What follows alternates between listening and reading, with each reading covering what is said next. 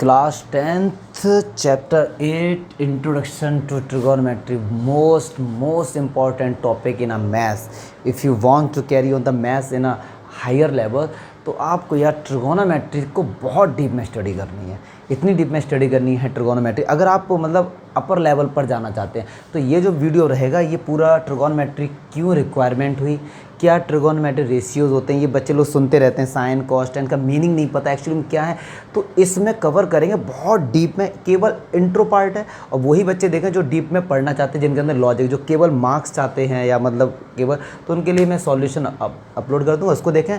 But ये अगर आपने देखा तो आपको एक चीज़ पता लगेगी कि यार ट्रिगोनोमेट्री क्यों पढ़ रहे हैं, इसका रियल लाइफ यूज़ क्या है, क्यों ये हमारे टॉपिक पे है।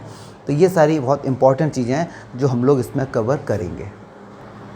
तो ये देखेंगे इसमें अब कि इसकी रिक्वायरमेंट क्यों है। मैं कुछ क्वेश्चंस आपसे ही अगर पूछता हूँ कि सपोज़ आप मतलब कुतुब मीनार घूमने गए, ठीक है sir, and you want to know what the height of the Qutub Minar without measuring it. आप नहीं चाहते कि यार मैं इसको मेज़र करूँ, बस देख कर ही कुछ कैलकुलेट करके इसका मुझे पता लग जाए यार कि इसकी हाइट कितनी है। या फिर आप सपोज़ अपने टेरेस पर खड़े हुए हैं और आप नीचे एक गाड़ी खड़ी हुई है, इसको आप देख रहे हैं, तो आप जानना चाहते हैं यार ये मेरे आंखों के से ये कितनी दूर हो गई है। इस टाइप के क्वेश्चन, मतलब आपने इसका, ये मैं बता रहा हूँ रियल लाइफ क्यों इसकी रिक्वायरमेंट है। आजकल तो इसका भरमार है टेक्नोलॉजी में, ट्रिगोनोमेट्रिक कंसेप्ट फिजिक्स में यूज़ हो रहा है। और जो ये आपके स्टार्स होते हैं उनके बीच का डिस्टेंस भी आजकल लोग ट्रिगोनोमेट्री का कंसेप्ट यूज़ करके फाइंड कर रहे हैं। तो जब ऐसे क्वेश्चंस आए कि यार वो कार खड़ी हुई है उसकी मुझे पता करनी मेरे यहाँ से कितनी दूर है, या एक बैलून हवा में उड़ रहा है, आप जानना चाहते हैं यार मैं इसको देख रहा हूँ कि मेरे यहाँ से कितना दूर होगा, तो इस टाइप के क्वेश्चन को दूर करने के लिए कंसेप्ट आए ट्रिगोनोमेट्री। तो ट्रिगोनोमेट्री के बारे में समझते हैं। ट्राई मीन्स तो होता है यार 3, गॉन मीन्स होता है साइड्स, और मेट्री मीन्स होता है मेजरमेंट। मतलब जिसमें हम 3 साइड्स का मेजरमेंट। एक्चुअली में ट्रिगोनोमेट्री क्या है? Trigonometry is the branch of maths which deals always with the relation of angles and the sides. लेकिन एंगल्स ऑफ अ साइड, लेकिन ट्रायंगल की बात करेंगे क्योंकि यहाँ पे इसका नाम ही है ट्राई मीन्स 3, जिसमें 3 साइड्स होती हैं वो ट्रायंगल ही होता है। तो उसके ट्रायंगल में हमको अंडरस्टूड है यार कि ट्रायंगल में 3 ही एंगल होते हैं, 3 ही साइड होती हैं। बहुत से बच्चे कंफ्यूज होते हैं कि सर, बहुत से बच्चे जो हिंदी मीडियम में भी हैं, इंग्लिश मीडियम में, उनको बड़ी कन्फ्यूजन होती है कि सर ट्राई मीन्स 3 हो गया, साइड मीन्स होता है। अगर मैं हिंदी की बात करूँ बच्चा, थोड़ा एक बहुत डीप में चीज़ बता रहा हूँ। साइड मीन्स होती है भुजा, साइड्स जिसको बोलते हैं, ठीक है। तो कायदे में सर इस त्रिभुजा, इसका नाम त्रिभुज होना चाहिए। इसको हिंदी में त्रिकोण क्यों कहते हैं? कोण मीन्स तो एंगल होता है। तो यार कुछ नहीं है, कोई लॉजिक नहीं है। आप कोई सा भी ऐसा पॉलीगन लो जिसमें 3 साइड होती हैं, तो उसमें 3 एंगल भी होंगे। अंडरस्टूड? आप त्रिभुज बोल दो, त्रिकोण बोल दो, या फिर ट्रायंगल बोल दो, या ट्राई साइड्स बोल दो, एक ही बात है। क्यों ट्रायंगल इंग्लिश में कहते हैं, तो एक बच्चा बोल सकता है सर इसको ट्राई साइड्स क्यों नहीं कहते, जबकि उसमें 3 साइड होती हैं। कह सकते, बिल्कुल कह सकते, किसी बुक में आपको लिखा मिल भी जाता है, तो कोई ऐसा लॉजिक नहीं है। अंडरस्टूड है कि जिसमें 3 साइड हैं। जैसे आपने कहा, मैंने आपसे कहा कि भाई अपने 12th की मार्कशीट दिखाइए, तो यार ये अंडरस्टूड है कि यू हैव डन 10th तो हो चुका है, तो अंडरस्टूड होता है कोई चीज़ है। तो ट्रायंगल में 3 साइड्स होती हैं और 3 एंगल्स होते हैं। उन साइड और एंगल के बीच का जो रिलेशन है वो कैसे फाइंड करते हैं? Concept of trigonometry. अब एक बड़ी समस्या आएगी इस पूरे चैप्टर में, जो आप अब नहीं आएगी, 1 मिनट सुन लीजिए क्या समस्या है। कि इस पूरे चैप्टर में केवल और केवल राइट एंगल ट्रायंगल मिलेगा आपको, जबकि ट्रायंगल 6 टाइप्स के होते हैं। Equilateral, isosceles, right angle triangle, acute angle triangle, obtuse angle triangle, scalene triangle, 6 होते हैं। लेकिन डियर इसमें केवल और केवल राइट एंगल ट्रायंगल ही मिलेगा। पूरे ट्रिगोनोमेट्री बीएससी में पढ़ लेना, कहीं भी पढ़ लेना। सर इसका लॉजिक क्या है? तो बहुत सिंपल लॉजिक है कि दुनिया में कोई सा भी ट्रायंगल ले लो, कोई सा भी, हम हर किसी को राइट एंगल ट्रायंगल बना सकते हैं। फॉर एग्जांपल सपोज ये इक्विलैटरल ट्रायंगल है, मैंने परपेंडिकुलर ड्रॉ कर दिया, बन गए राइट एंगल ट्रायंगल। सिंपल सी बात है यार। अगर मान लो ये आइसोसेलेस ट्रायंगल है, डाल दिए परपेंडिकुलर। किसी भी ट्रायंगल में आपने अगर परपेंडिकुलर ड्रॉ कर दिया तो राइट एंगल ट्रायंगल नहीं बन गया। तो इसीलिए कन्वीनियंट क्या रहा कि यार हम ये कंसेप्ट जो भी है ट्रिगोनोमेट्री का, राइट एंगल ट्रायंगल में इसलिए लगाया इन्होंने कि we can convert any type of triangle into a right angle triangle in a very simple way. You just draw the altitude of any triangle, it make right angle triangle. Clear है? तो ये concept था कि right angle triangle में ही ये सारी चीज़ें लगती है। मैंने आपको ये भी बता दिया कि क्या इसका रियल लाइफ यूज है, ट्रिगोनोमेट्री का क्या रिलेशन। अब देखिए, अब हमको पता है कि राइट एंगल ट्रायंगल ही मिलेगा, रीज़न आपको पता लग गया क्यों मिलेगा। अब इन्होंने देखो क्या करना चाहा, इन्होंने एक राइट एंगल ट्रायंगल ड्रॉ किया, ये इसमें एक थ्योरम है, उसको ही बताऊंगा मैं। ABC ये राइट एंगल ट्रायंगल है। अब अगर मैं इस एंगल को लेट करता हूँ, क्योंकि ये तो 90 फिक्स है, अब ये तो एक्यूट एंगल है कि इन दोनों का सब 90 से बड़ा नहीं हो सकता, ठीक है। अगर मैं इस एंगल की बात करूँ, इस एंगल के लिए 90 के सामने वाली तो हाइपोटेन्यूज होती है, ये तो आप दिमाग में रख लो, हाइपोटेन्यूज होती है। अगर मैं इस एंगल की बात करूँ तो बेस मीन्स क्या होता है, जहाँ पर कोई चीज़ होती है, इसके लिए ये बेस हो गया, इस एंगल के लिए ये वाली साइड क्या होगी, बेस हो गई, और ये और सामने वाली परपेंडिकुलर। तो मतलब आपको ये याद रखना है, किसी भी एंगल के सामने वाली एंगल, नॉट 90 डिग्री, 90 की छोड़ के एक्यूट एंगल के सामने वाली साइड परपेंडिकुलर होती है, 90 के सामने वाली hypotenuse, third one will be base, ठीक है। अगर मैं इस एंगल को कंसीडर करूँ तो हाइपोटेन्यूज कभी चेंज नहीं हो, क्योंकि ये तो 90 के सामने वाली सबसे बड़ी साइड थी। इस एंगल के लिए ये अब परपेंडिकुलर हो जाएगा और ये अब क्या हो जाएगा, बेस हो जाएगा। तो बेस और perpendicular according to angle change होते रहते हैं, बस ये होता है। अब क्या किया, मुझको एंगल और साइड के बीच में रिलेशन निकालना, क्योंकि ट्रिगोनोमेट्री यही करती। तो यार एक बात बताओ ज़रा, अगर ये राइट एंगल ट्रायंगल है सर, केवल कंसेप्ट पढ़ रहे, हो सकता है जो एवरेज बच्चे उनको बोरियत लगे, लेकिन डियर अगर ये पढ़ोगे ना 12th क्लास BSc तक, इतना डीप में आपको आ जाएगा कि आपको बोरियत नहीं लगी, और दूसरी चीज़ है आपके को फील आएगा, कंसेप्ट क्लियर होंगे आपके, ठीक है डियर। तो देखिए अब मैं इस साइड का इसके साइड रेशियो फाइंड कर सकता हूँ, इस साइड का इसके या इसका इसके साथ, इस साइड का रेशियो इसके साथ, इस साइड का रेशियो इसके साथ, इस साइड का रेशियो इसके साथ, और इस साइड का रेशियो इसके साथ। टोटल 6 रेशियो हम लोग फाइंड कर सकते हैं, 6 रेशियो फाइंड कर सकते हैं। तो इन्हीं 6 रेशियो को फाइंड करने का जो नाम था उसको बोलते हैं ट्रिगोनोमेट्रिक रेशियोज़। क्या होते हैं पहले इसको समझ लेते हैं, बहुत यूज़ आपके में आएगा। ट्रिगोनोमेट्रिक रेशियोज़ क्या होते हैं, ट्रिगोनोमेट्रिक रेशियोज़ क्या होते हैं, ये क्या होते हैं, जैसे अगर मैं इस एंगल की बात करूँ, इस एंगल C एंगल के लिए बात करूँ, तो ये सामने वाला परपेंडिकुलर, ये हाइपोटेन्यूज और ये बेस होता है। तो अगर मैं इसके लिए निकालूँ sine of angle C, sine of angle C, तो हमने देखो साइन लेंगे अभी, फिर हम लोग कोसाइन लेंगे, अभी सब आएगा फील कि ये है क्या। कोसाइन ऑफ एंगल C क्या होता है, टेंजेंट ऑफ एंगल C क्या होता है, 6 होंगे, क्योंकि मैंने बताया था 6 रेशियो आपस में हो सकते हैं। कोटेंजेंट क्या होता है, अभी आपको एक भी परसेंट समझ नहीं आएगा, एक चीज़ मुझे बस क्लियर करने देना, second of angle C, cosecant. अब ये 6 चीज़ें 1 2 3, अब ये 6 चीज़ क्यों, एक बात बताइए, कांस्टेंट पढ़ा है आप, ये कांस्टेंट है, बस ये कांस्टेंट। जैसे हम लोगों ने पढ़ा है कि अगर कहीं F बराबर ma, अगर आप फिजिक्स की बात करें तो जब वो प्रोपोर्शनलिटी का साइन जब भी हटता है तो बाद में हमारा क्या आ जाता है, एक कांस्टेंट आ जाता है, तो उसे हम लोग बोलते थे ये हमारा क्या है, कांस्टेंट है, ठीक है। अब m भी हो सकता है, कुछ भी आप ले सकते हो अपना, ठीक है, फिजिक्स की बात है वो। तो ये सब अब हमने इस साइड का डिवाइड अगर इस साइड के साथ किया, इस साइड का डिवाइड इस साइड के साथ किया, और साइड हमेशा लेंथ होती है और लेंथ हमेशा कांस्टेंट होती है। कांस्टेंट का डिवाइड जब हम आपस में करते हैं कांस्टेंट ही आएगा। तो उस कांस्टेंट का नाम, जैसे पाई भी एक कांस्टेंट, इसका नाम a दे सकते थे, b भी दे सकते थे, c दे सकते थे, कुछ भी दे सकते थे। तो ये साइन इन्होंने दिया, किसने दिया, ये इंडिया की थे आर्यभट्ट ने, अपनी बुक आर्यभट्टम में उन्होंने इसका जिक्र किया कि साइन। पहले तो आर्यभट्ट ने जो इसका नाम दिया था वो उन्होंने दिया था ज्या, अर्ध ज्या। फिर उसका नाम बाद में जब उन्होंने अरबी में कन्वर्ट किया तो उसको जीवा कर दिया। फिर जब उसे अरबी से कन्वर्ट करके लैटिन में किया तो उसका नाम साइनस हो गया था। ये सब मैं हिस्ट्री बता रहा हूँ आपको, साइनस हो गया था। फिर बाद में इसका नाम साइन चलने लगा और हम लोग केवल SIN ही लिखते हैं शॉर्ट फॉर्म में इसको। तो ये सब इसकी हिस्ट्री है। साइनस मीन्स होता है कर्व। अब आपको ये सब चीज़ें मैं बता रहा हूँ नॉलेज के लिए। कर्व क्यों बोला गया, क्योंकि जब आप अभी 11th क्लास में जाएंगे साइन का जब आप ग्राफ बनाएंगे तो कर्व के शेप में आएगा। तो इस तरीके से ये सारी हिस्ट्री है जो आपको बेसिक ये है जो आपको और बच्चों से अलग बनाएगी बस। तो अब साइन क्या होता है, साइन बराबर किसी भी एंगल के सामने वाली, अगर हम किसी भी एंगल का साइन रेशियो निकालते हैं तो AB उसके सामने वाली side perpendicular upon hypotenuse. Cos की अगर बात करते हैं तो बेस अपॉन हाइपोटेन्यूज। टेन की बात करते हैं तो परपेंडिकुलर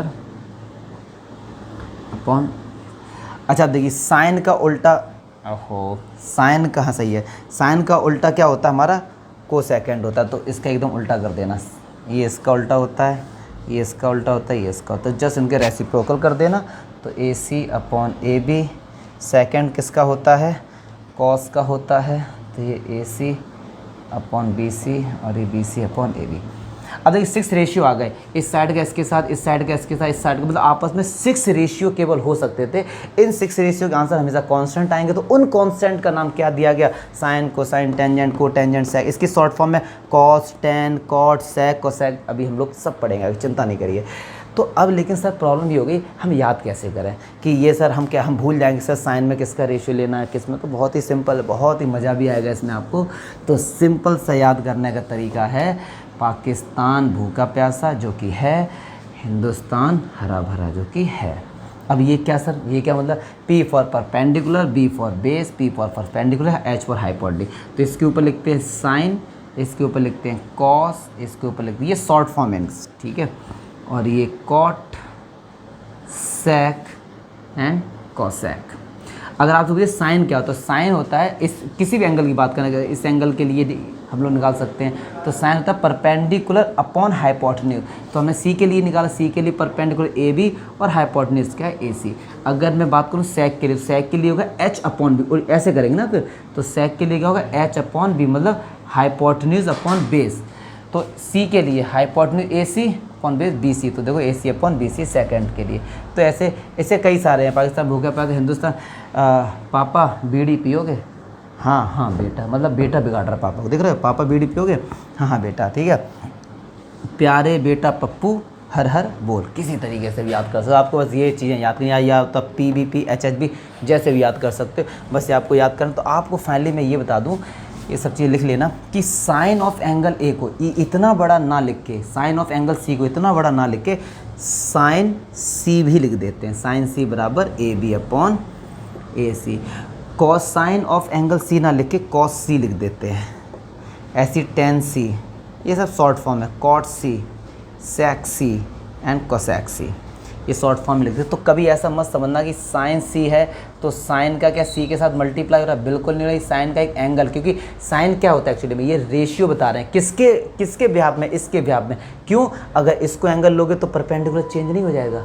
तो ये केवल एंगल बता रहा है कि इस एंगल के लिए, क्योंकि साइन जो हमेशा होता है वो परपेंडिकुलर अपॉन हाइपोटेन्यूज होता है, बट परपेंडिकुलर चेंज होती है ना। अगर ये एंगल है तो ये परपेंडिकुलर हो जाएगी, ये एंगल है तो ये परपेंडिकुलर हो जाएगा, ठीक है। तो ये बेसिक चीज़ें हैं। साइन का मैंने ये भी बता दिया क्यों इसका नाम साइन, ये सब बेसिक चीज़ें हैं क्यों रखा गया। तो आपको ये सारी चीज़ें आनी चाहिए। ट्रिगोनोमेट्रिक रेशियो ये कांस्टेंट होते हैं एक्चुअली। ट्रिगोनोमेट्रिक, अब कोई आपसे पूछे ट्रिगोनोमेट्रिक रेशियोज कितने होते हैं, 6 होते हैं, साइन, कॉस, टेन, कोसेक, सेक, कॉट। अब इन कोई आपसे पूछता है क्यों आएगी, क्या रिक्वायरमेंट होगी, कुछ रिक्वायरमेंट नहीं। साइड के रेशियो 6 हो सकते हैं, ट्रायंगल में 3 साइड होती है, उनके अगर कॉम्बिनेशन बनाए 6 हो सकते हैं। तो उन 6 को रिप्रेजेंट करने के लिए इनका नाम ABCDEF भी हो सकता था, अल्फा बीटा गामा, ये तो एंगल हो गए, कुछ भी नाम दे सकते थे, कुछ भी अपना नाम दे सकते थे। आर्यभट्ट जी, कोई लोग अपना नाम दे सकते थे, बट ये साइन एक लॉजिक के साथ दिया था। साइन मीन्स होता है कर्व, फिर कॉस और टेन बहुत बाद में आए थे साइन के। तो ये सारी बहुत डीप में हम लोग पढ़ रहे हैं। बहुत देखो, मैं यार आउटपुट की चिंता नहीं करता कि आजकल के बच्चे इतना डीप में पढ़ना चाहते हैं या नहीं, बट देखो मैं इस चीज़ से कंप्रोमाइज़ करता भी नहीं। क्यों, आप लोग जो हैबिट चेंज होगी उसको बदलने के एक सेक्रीफाइस करने की कोशिश करूँ। मुझे पता है कि बच्चों को आजकल केवल सॉल्यूशन चाहिए, बट मैं नहीं, मैं थोड़ा सा। अच्छा, अब एक थ्योरम भी है इसमें हम बता देते हैं। वो थ्योरम क्या है, आपको RS अग्रवाल में भी मिलेगी अलग से।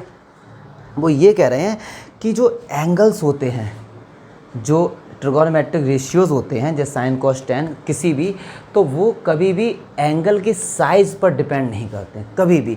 तो जरा मैं थ्योरम लिख देता हूँ कि so that the value of each trigonometric ratios angle, मैं ट्रिगोनोमेट्रिक रेशियोज़ को ऐसे लिखूँगा, of angles does not depend on the size of a triangle. मतलब क्या हुआ इसका डियर मतलब क्या हुआ, इसका मतलब क्या हुआ, मैं ये कहना चाह रहा हूँ सिंपल सा, एक बहुत सिंपल सा मतलब है इसका। ये मान लीजिए हमारे पास एक राइट एंगल ट्रायंगल है ABC, और ये एक एंगल मान लीजिए, देखो अब एंगल के नाम दिए गए हैं। आपको देखो ये थीटा होता है, एंगल के नाम अब सब बताएंगे क्यों ऐसा दिया गया।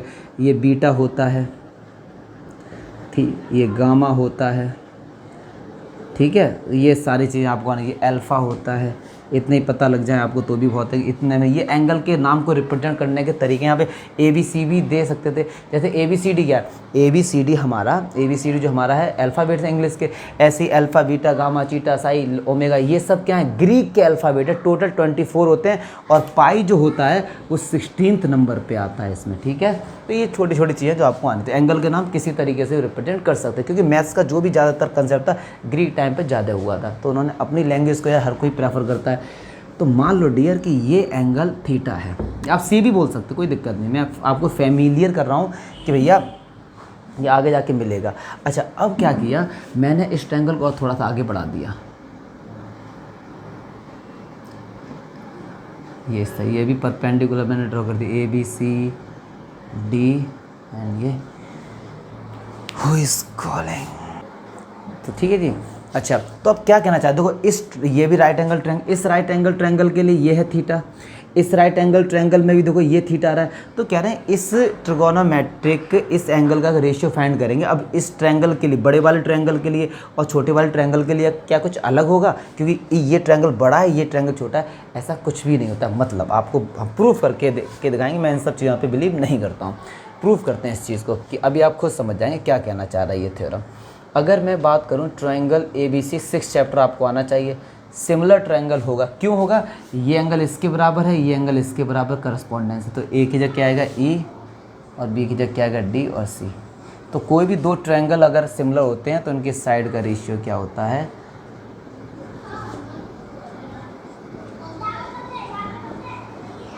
इक्वल होता है। अब देखो जो बच्चों ने 6 चैप्टर नहीं पढ़ा, जल्दी से बता दूं कि दो ट्रायंगल तब भी सिमिलर होते हैं केवल अगर उनके दो एंगल इक्वल हो तो भी सिमिलर है। देखो ये 90 ये ए और ये ई करस्पॉन्डेंस है, तो ये सिमिलर हो गया। देखो ए बराबर किसके हो गया, ई के है, बी बराबर किसके हो गया, डी के, सी कॉमन आ गया, तो ये साइड का रेशियो बराबर होता है। चलिए अब मैं क्या लेता हूँ, ट्रायंगल ए बी सी में साइन थीटा निकालता हूँ, sine theta triangle A B C निकालिए भाई साइन थीटा। तो साइन बराबर अभी पढ़ा था पाकिस्तान में, साइन बराबर होता है परपेंडिकुलर अपॉन हाइपोटेन्यूज, ये तो होता है। अब किसके लिए, थीटा के लिए देखेंगे परपेंडिकुलर क्या है। अब इस थीटा के लिए सामने वाला होता है परपेंडिकुलर और हाइपोटेन्यूज तो 90 के सामने वाली ए सी होती है। अब हम बड़े वाले ट्रायंगल लेंगे सी ई डी, इसमें लेंगे साइन थीटा। तो अब इस ट्रायंगल थीटा के सामने perpendicular E D upon hypotenuse C E. तो अगर ये हमको ये कैसे भी पता लग जाए कि ये दोनों बराबर आने चाहिए, क्योंकि ये थ्योरम यही कह रही है कि अगर ट्रायंगल बढ़ गया है तो ये मत सोचो ये रेशियो हमेशा बराबर होंगे। अब देखते हैं इसका यूज़ करते हैं कैसे। तो एक बात बताइए, ए बी है और हमारे पास क्या ई डी है, हमारे पास ए सी है और हमारे पास सी ई है, ए सी है और ए सी का हमारे पास ए सी सी। अब एक बात सुनना जाए ध्यान से सारे बच्चे, अगर हमको पता है 1/2 और 2/4 बराबर हैं, चलो और कुछ ले लेते हैं, मान लो 3/6 बराबर ही होंगे 3/2, तो क्या हम ऐसे नहीं लिख सकते 1/3 और 2/6 भी बराबर होंगे, करके देख लो, ठीक है। मतलब इनका भी रेशियो बराबर होगा, ये तीनों बराबर है तो इनका रेशियो तो बराबर होगा। तो हम यहाँ से लिखेंगे from equation first A B upon A C equals to E D upon E C. देखो भैया हम नहीं कह रहे, यहीं से देख लो, तो ये दोनों बराबर हो गए और ये दोनों भी तो यही हैं, देखो ना। तो क्या ये एंगल बराबर नहीं हो गए, बिल्कुल हो गए। तो इसका मतलब क्या, कहने का मतलब है ट्रायंगल कितना भी छोटा हो कितना भी बड़ा हो, उनका जो क्या ट्रिगोनोमेट्रिक रेशियोस ऑफ एंगल, किसी भी एंगल का जो भी ट्रिगोनोमेट्रिक रेशियो होता है उसका आंसर हमेशा इक्वल आता है। मतलब क्या हुआ कि इसका डिवाइड करोगे, इसका और इसका डिवाइड करोगे, आंसर हमेशा सेम आएगा, इक्वल आएगा। कहने का मतलब ये कि ये एंगल पर डिपेंड करता है, ये नहीं कि ट्रायंगल का अगर ये एंगल आगे पीछे होगा तो साइज भी उनका, तो उनके रेशियो भी चेंज होंगे। लेकिन किसी ट्रायंगल का साइज कितना भी बड़ा है और कितना भी छोटा है तो कोई फ़र्क नहीं पड़ता उसमें डियर, ध्यान रख लेना ये बात, आप खुद देख सकते हैं। ये तो यहाँ से बराबर होगा, ये दोनों हैं तो एक ही चीज़, इसका साइन थीटा बराबर होगा। मतलब एक ट्रायंगल में अगर कोई एंगल कॉमन है उसको कितना भी एक्सटेंड करते हैं, मान लो ये और कर दो इस तरीके से और परपेंडिकुलर एक डाल दो A B C D E F G, फिर भी रेशियो हमेशा बराबर आते हैं। तो ट्रायंगल छोटे बड़े पे बिल्कुल फ़र्क नहीं पड़ता। तो ये इनकी थ्योरम थी, इसको लिख सकते हैं आप लोग, समझिए बस, लिखना आ गया समझते चलिए बस।